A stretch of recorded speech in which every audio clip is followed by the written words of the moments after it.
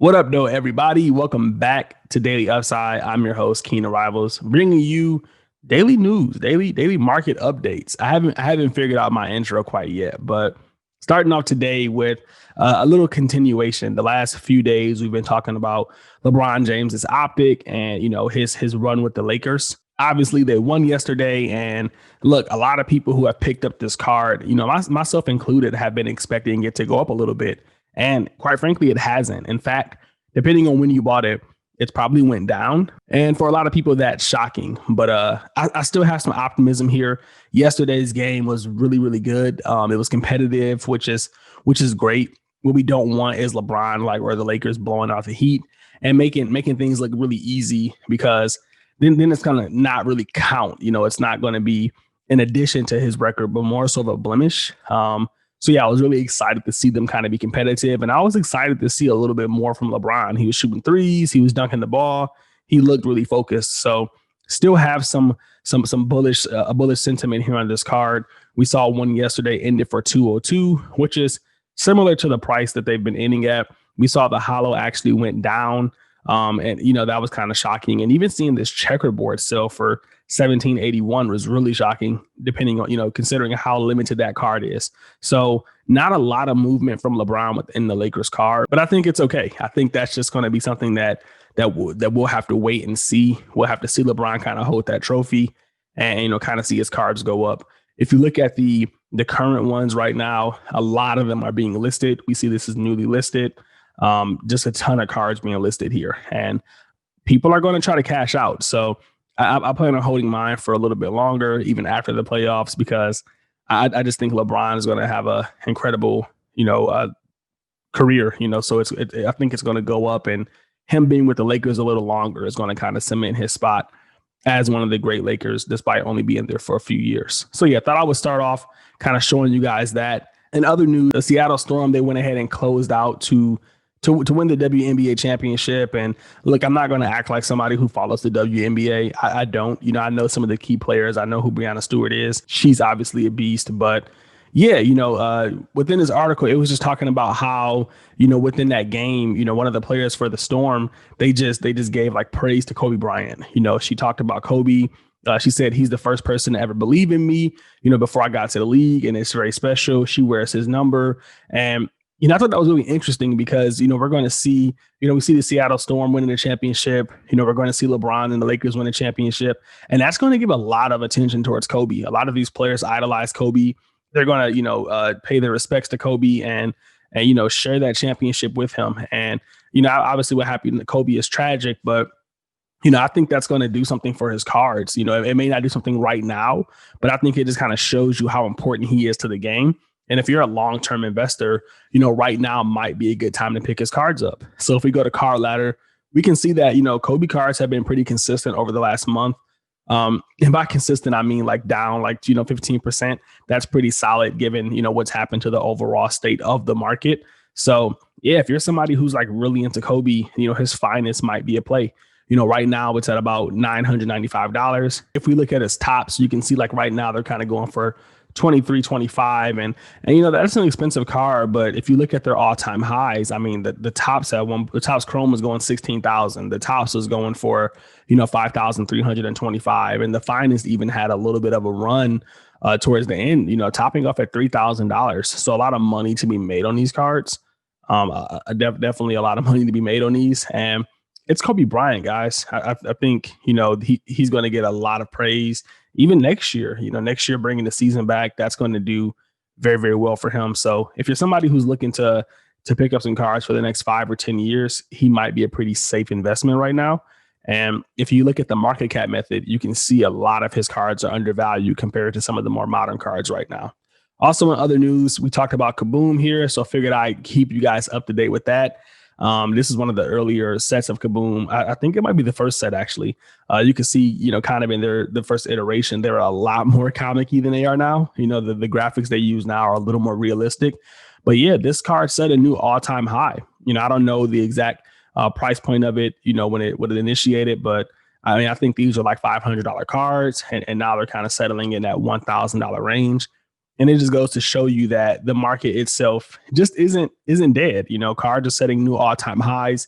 It's really just about what cards you hold and the amount of patience that you have. So, I think another cool thing is that this is a BGS 9.5 card. Over the next few months, when like older cards kind of set all-time highs, or we start seeing a lot of LeBron James cards listed, you'll see that a lot of high-end cards are BGS. And that's because at one point in time, BGS was like the industry standard. So I'm not afraid to pick up BGS cards right now. I think long term, when we get into like super high end stuff, people are going to want to know like why the card got the grade that it got. Are you somebody who's going to want a PSA 10? Or are you going to want a BGS 9.5 that gives you subgrades for each category? Seeing that this has a 9 on the corners, 9.5 on the surface, and a 9.5 here on the centering and edges, might make this card a little more valuable than one that has, 2 nines or whatever the case may be. So I think that's something interesting to look at. Right now, BGS cards, at least for modern day stuff, are pretty cheap. You can get them like half the price of a PSA 10. So if you're a long-term investor, this might be something to look into. Now, back to The Athletic here. I love reading these articles, and I don't know this guy's names, but he did a cap review on the Dallas Mavericks, and he pretty much talked about, what their future looked like in terms of cap space. And he talks about Tim Hardaway Jr. and, how much money he makes, and just going into like what kind of players they might be able to sign with the mid-level exception. And, just giving you some realistic, numbers here. Here's the draft assets. The Mavericks own the 18th pick in the draft, as well as the number 31 pick. And I think in the second round. And look, I don't really care about the Dallas Mavericks market cap. What I'm trying to show you guys is that we are going to start seeing a lot of articles like this. It's going to start off with market caps. It's going to talk about like what players other teams can get, or what trades could happen. And once the NBA finals are over, that's just going to be the news. Like the Atlanta Hawks market cap, the Atlanta Hawks, potential free agents. We're going to start seeing a lot of rumors about players and basketball teams and what they can add and what they need to become champions. And I think that's going to create a lot of hype for, the NBA and the sports cards market. So, right now, LeBron's obviously doing LeBron stuff, and that's cool. And we're all kind of just like enjoying basketball right now. And once it comes back, to like, well, who's going to win next year? Then the hype cycle just starts all over again. No different than it did in baseball, no different than it did in basketball. And yeah, I'm pretty much showing you guys to let you know, like, look, a lot of you are on the sidelines right now. A lot of you are just enjoying basketball, but this is the time to be building, potential, opportunities here, potential investments. And there's a lot of opportunity to do just that. So, I kind of show you guys card ladder here for the most part, because it's really simple to go into. But when it's time to get into like some deep analytics, market movers is where you want to go. Just look at this. So I've been looking up some Prism Silver cards, and I've noticed that some players have just insane Prism Silver prices. Like Jason Tatum's like $3,000, but his base card is like $500. So the cool thing about market movers is that it's going to go ahead and show you like the ratio between the base card and the silver card. So, what this is telling you right now is that Trae Young's silver compared to his base is a 3.86 ratio. So his silver is almost, 4 times as much as his base card. And that's just really good information to learn, because like as you go through this, you'll see like, well, Luka's is 4.91, and then Jason Tatum's 5.36. And then, Giannis is 14. So it really shows you the potential that these cards have. Obviously, you have to apply some different methods here to make this stuff make sense. But I'm just using this to show you, like, if Trae Young is a 3.86 and Luka's a 4.91, then that's going to show you that, if Trae Young plays well, if he does what he's supposed to do, then he has some room to grow. And, same thing with Jason Tatum. This might show you that his silver is overbought right now and that his base has some room to grow to kind of close that gap. So just kind of show you guys this to let you know, like, there's some opportunity here. You can make some money using these different ratios if you study them. If you want to sign up for market movers, use the link in my just in the description. All people who like view the podcast or watch this on YouTube, they get 20% off. So yeah, definitely, take advantage of that. And if you're listening to this, in podcast form, then shout out to you. But I do recommend you guys, when you get home, when you get some spare time, to really tap into YouTube here and look at this, because then you can see all the charts and the graphs and all that good stuff. And that's where you're really getting the value here. So yeah, these are the kind of things that I'm looking at right now, looking at Prism Silver. I'm not as into Prism Silver as I used to be. I'm trying to get into some more like rookie patch autos or some serial number cards. But if you're just looking to make a quick flip, then I think this is some good information to look into. I'm at the point right now where I have like my investment stash. This is like 5 or 10 years from now. These are cards that I don't want to get rid of. Or plays that I don't want to, actually sell. And then I kind of have my flip stash, and that's the Prism Silver stuff. That's the modern stuff. So I think this is some good information to kind of find what some potential flips are. And, you could do this with any player, and there's a ton of data here. If you like Mitchell Robinson, you can go figure that out. If you think that RJ Barrett's going to be good, then you can go figure that out. One thing I recommend is to maybe compare it to football cards. Football cards are in their prime right now. So just kind of seeing like how high they can go versus how high a Luka can go. Is Patrick Mahomes outselling Luka? If so, by how much and why? And again, that's a really, interesting thing to do with the market cap method. If you can kind of compare those two players and get some data and see what the potential is. So that's pretty much it for cards. Just a lot of opportunity there, some optimism here with articles like this, just really getting into those previews, and that's just going to come full fledged. The NBA drafts coming up, are the Warriors going to trade? All those kind of things are going to provide a lot of value and bring a lot of attention back to basketball. And if we look at the ladder here, this is provided by Card Ladder. We can kind of see, like, outside of this Giannis, Court Kings card. I love Court Kings, by the way.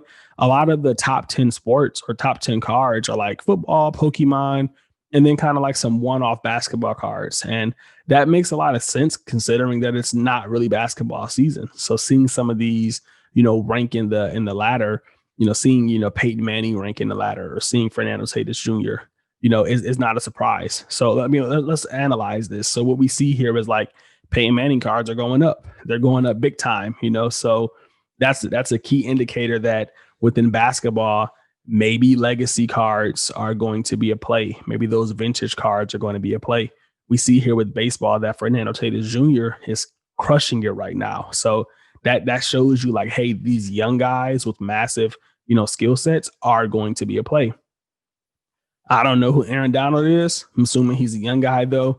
And, that kind of test on that as well. And then you see these different things like Pokemon. This goes to show you that, the sports cards market isn't like crashing. The card market overall is moving upwards. So maybe people took some of their money and they went and bought a Charizard for $12,000. That's insane. That is insane. So, yeah, we got some more legacy plays here. And then we got some second year Luka stuff.